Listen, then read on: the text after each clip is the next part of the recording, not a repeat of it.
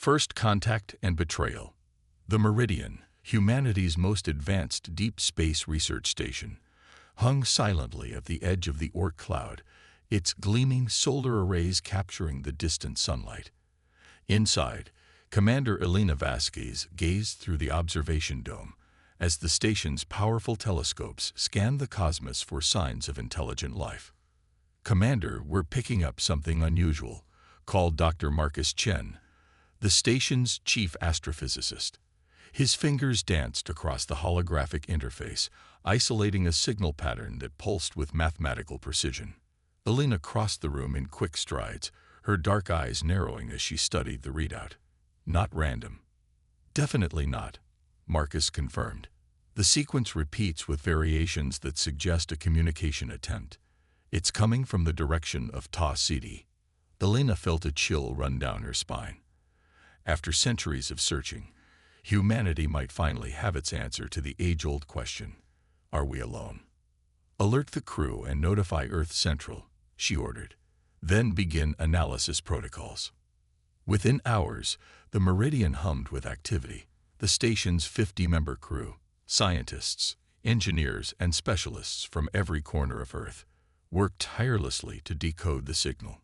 Dr. Sophia Okafor, the station's xenolinguistics expert, led the effort, her analytical mind perfectly suited to the task. "It's not just mathematical," Sophia announced after 3 days of intensive analysis. "There's a communication pattern embedded within the sequence, a language framework." "Can we respond?" Elena asked. Sophia nodded. "I believe so. We've constructed a basic response using the same mathematical foundation, but incorporating our own linguistic markers." "Send it," Elena decided. "Let's make history." The response traveled through the void, carrying humanity's first deliberate greeting to another intelligent species. Days passed as the crew waited anxiously for a reply. When it came, the signal was stronger, more complex, and included visual data, the first glimpse of the Caraxians. They appeared vaguely humanoid, but with distinctly alien features: iridescent blue-gray skin, 4 arms, and eyes that seemed to capture and reflect light in hypnotic patterns. The translated message was simple yet profound. "We see you. We wish to know you." Communications accelerated over the following weeks. The Caraxians claimed to be peaceful explorers from a highly advanced civilization spanning multiple star systems. They expressed interest in establishing diplomatic relations with humanity and offered to share technological knowledge. They're proposing a face-to-face meeting, Elena informed Earth Central during a secure transmission. A delegation of their representatives would rendezvous with the Meridian in 3 months. Earth's unified government debated extensively before approving the meeting with caution. The Meridian received reinforcements, additional scientists, diplomatic personnel, and a small security contingent led by Major David Reeves, a veteran of Earth's peacekeeping force. "I don't like it," David confided to Elena as they reviewed security protocols. His weathered face reflected years of evaluating threats and making split-second decisions. "They're too eager, too accommodating." Elena understood his concern but gestured toward the data displays, showing the incredible technological capabilities the Caraxians had hinted at. "This could advance humanity by centuries, David.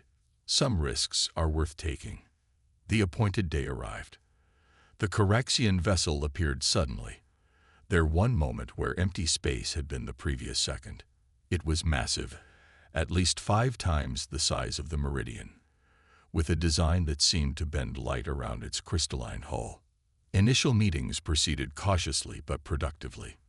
The Caraxian representatives, led by an individual who called himself Ambassador Vex, were courteous and seemingly transparent, answering questions about their civilization and technology. They requested tours of the Meridian, expressing admiration for human ingenuity, despite what they termed early-stage development. On the 5th day, as the diplomatic team prepared for another meeting, alarms blared throughout the station. "Multiple breaches detected," shouted Lieutenant Peddle from the security station. "Unknown devices have attached themselves to our hull." Before Elena could respond, the station shuddered violently. Power fluctuated, and emergency systems activated. "We're being boarded," David reported grimly, checking his tactical display. "They bypassed our security measures completely." Ambassador Vex's face appeared on all communication screens. Gone was the diplomatic courtesy, replaced by cold calculation. "Your species shows remarkable potential," he stated flatly. "Unfortunately, that makes you a future threat. The Coraxian hegemony cannot allow competing intelligences to develop uncontrolled. Your research station will become the first acquisition in your solar system." Elena's mind raced as she activated the station-wide communication system. "All personnel, execute Protocol Omega." This is not a drill. Protocol Omega, the contingency for hostile first contact, had been dismissed by many as paranoid preparation. Now it was their only hope. The crew moved with practiced efficiency despite their fear, destroying sensitive research and backing up critical data while security teams established defensive positions. Coraxian boarding parties encountered unexpected resistance. What they assumed would be a straightforward takeover became a bloody struggle through the station's compartments. Dagad's security forces used their knowledge of the station's layout to ambush the technologically superior invaders, while engineering teams led by Chief Engineer Hiroshi Tanaka repurposed maintenance systems as weapons. "The primary data core is secured," Sofia reported as she and a team of scientists sealed the specialized storage drives containing all their research and first contact recordings. "Escape pods are prepped for launch." Elena nodded grimly. "Begin evacuation procedures. Priority for non-combat personnel." The battle for the Meridian raged for hours. The station's structure took devastating damage as Coraxian forces deployed advanced energy weapons that cut through bulkheads with terrifying ease. Yet the humans fought with desperate innovation, using maintenance robots to deliver improvised explosives and venting specific compartments to space when Coraxian forces entered. In the command center, Elena received the news she had been waiting for. 80% of personnel evacuated. All critical data secured. "Initiate self-destruct sequence," she ordered, her voice steady despite the chaos around her. 10-minute delay. As the automated countdown began, Elena and a remaining command staff fought their way to the final escape vessel. David provided covering fire, his face streaked with blood from a gash across his forehead. "They're pursuing the escape pods," he informed Elena as they sealed the hatch of their vessel. But most had enough of a head start to reach the emergency jump points. The small craft detached from the dying station, its engines pushing to maximum acceleration. Behind them, the Meridian's reactor went critical, the resulting explosion temporarily blinding their sensors. When visibility returned, the Coraxian vessel could be seen retreating, damaged but operational. "They'll be back," Elena said softly, watching as the ship disappeared into the darkness. "And next time, they'll come in force." As their escape vessel activated its emergency FTL drive, Elena looked at the survivors crowded into the small craft. Scientists, engineers, and security personnel united by the ordeal they had endured. "We have the data," she told them, her voice gaining strength. "We know their capabilities, their weaknesses. Earth will be ready." The vessel disappeared into hyperspace, carrying with it humanity's first experience of interstellar conflict and the seeds of their resistance. Humanity's counterattack. General Liang Wei stood before the United Earth Defense Council, her uniform pristine despite having worked for 72 hours straight. On the massive display behind her, detailed analyses of Coraxian technology scrolled alongside casualty reports from the Meridian incident. "The survivors provided invaluable intelligence," she stated. "The Coraxians possess technology centuries beyond our current capabilities in certain areas, particularly propulsion, energy weapons, and shield systems." "Then we've already lost," remarked Councillor Mbiki, his voice heavy with despair. "No," Elena Vasquez countered firmly. She had been appointed special advisor to the Defense Council, her first-hand experience with the corrections deemed crucial. We've identified exploitable weaknesses in their approach and technology. She stepped forward, replacing the technical data with observation logs. The corrections rely on overwhelming technological superiority. They're tactically rigid and demonstrably arrogant. During the attack, we discovered their shield systems are vulnerable to specific electromagnetic frequencies, and their boarding parties were unprepared for improvised weaponry. Dr. Marcus Chen, who had survived the attack by hiding crucial sensor data in his prosthetic leg, added, "Their communications show consistent patterns that suggest centralized command and control. Disrupt that, and their coordination falters." General Liang nodded. "Based on this intelligence, we've developed Operation Achilles' Heel, a three-phase response to the inevitable Coraxian invasion." The plan was audacious. While Earth's conventional military forces would present an obvious defense, a parallel development program would create specialized countermeasures targeting specific Coraxian vulnerabilities. Meanwhile, a stealth fleet would be constructed in hidden facilities throughout the solar system. "Time is our enemy," concluded Liang. "Our estimates suggest we have 8 months before a Coraxian invasion force arrives." The Council voted unanimously to implement Operation Achilles' Heel, mobilizing Earth's resources on an unprecedented scale.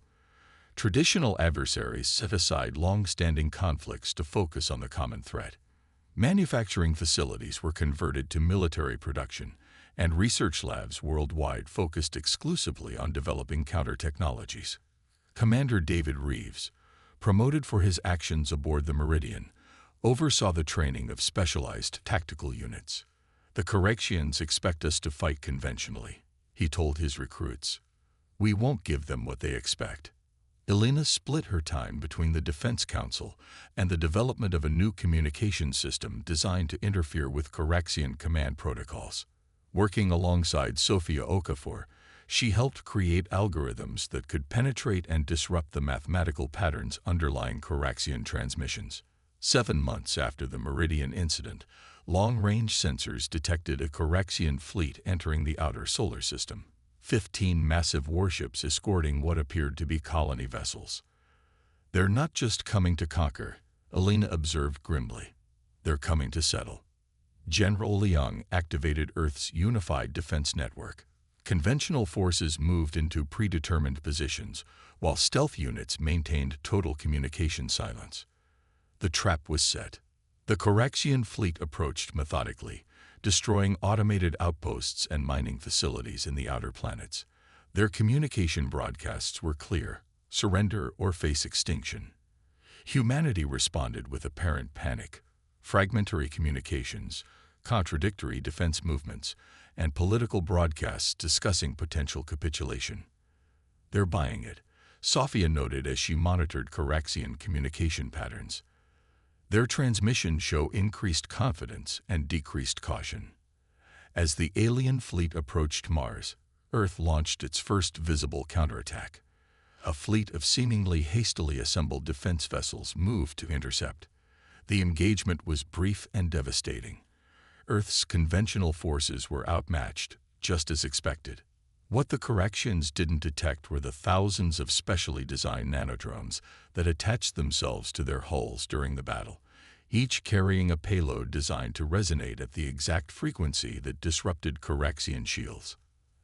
As the victorious Coraxian fleet approached Earth, Ambassador Vex, now Fleet Commander Vex, broadcast his terms of surrender. His message cut off abruptly as Elena and Sofia activated their interference system, flooding Coraxian communications with precisely calibrated noise. "Phase 2 complete," Elena reported. General Liang gave the order. "Execute Phase 3. Earth's hidden fleet emerged from concealment, from underwater bases, camouflaged lunar facilities, and stealth platforms in low orbit. Each vessel carried weapons specifically engineered to exploit Coraxian vulnerabilities, developed from the Meridian data. Simultaneously, the nanodrones activated, creating localized field disruptions across the Coraxian ships. Their shields flickered and failed in cascading patterns as Earth's forces launched their assault. The battle for Earth lasted just 14 hours. Without their technological advantages, and with their command structure in disarray, the Caraxian forces fought individually rather than as a coordinated fleet. Human forces, conversely, demonstrated the adaptability that had defined their species throughout history, adjusting tactics in real time as opportunities presented themselves. On the flagship of Earth's fleet, the Phoenix, General Liang received the report she had been waiting for. Caraxian command vessel isolated and containment field established. David Reeves led the boarding party personally, his team equipped with specialized gear designed to counter Caraxian personal weapons. They fought their way to the command center, where Fleet Commander Vex awaited, surrounded by guards. "Impossible," Vex stated as David's team secured the bridge. "Your species is primitive. You cannot have defeated our superior technology." Elena Vasquez, who had insisted on joining the boarding party despite objections, stepped forward. "You mistook technological advancement for superiority," she told him.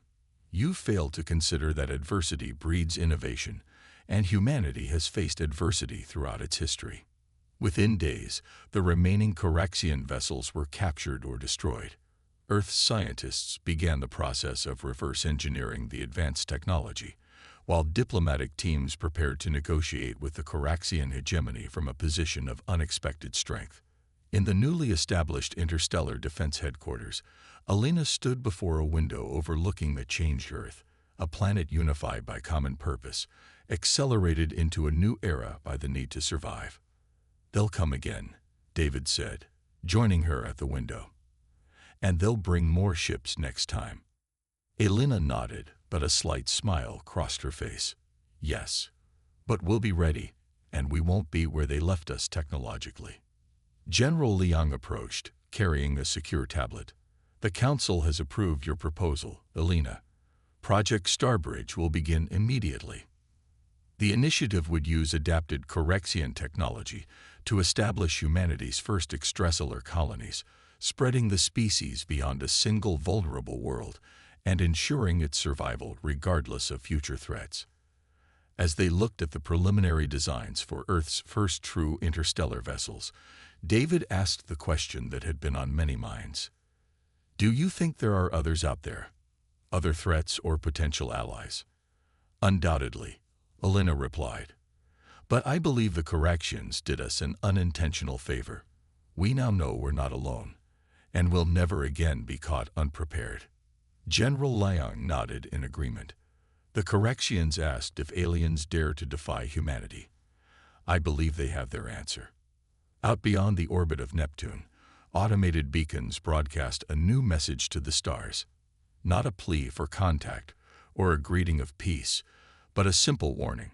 Humanity has proven itself, and those who come next would do well to approach with caution and respect.